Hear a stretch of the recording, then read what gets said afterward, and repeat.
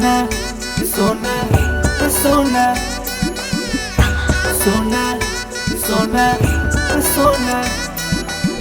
देते पटेट खाली धरे लए सोना वादा तू रोज फिल करे लए सोना बतिया पकड़ो ना विचार हो विचार हो संगे के सखी ससुर रहती हो गईली अब हिले बनी हमको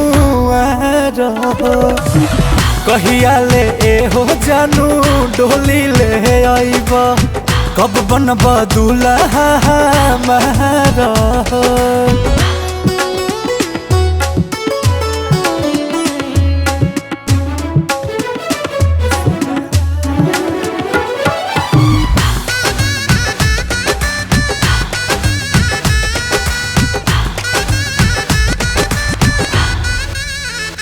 दिनों राति रहल जाई जब साथ में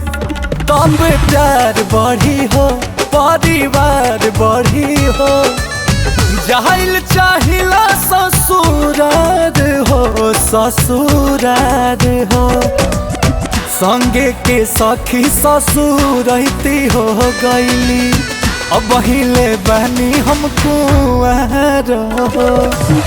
कहिया ले हो जान डोली ले आईबा कब बनबा दूल्हा हमारा सोना सोना सोना सोना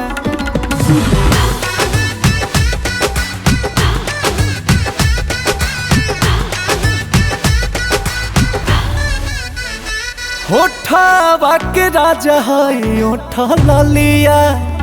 कब जियान करब तूने मान करब पिया बोस बानी मन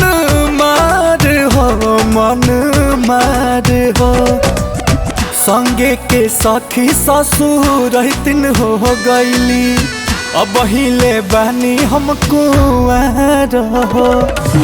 कहिया ले अंकुश पिया डोली ले आईबा कब बनबा दूल्हा हमारा संगे के सखी ससुर रहती हो गईली अब हिले बनी हमको कहिया ले हो जानू डोली ले आईबा कब बनबा दूल्हा हमारा।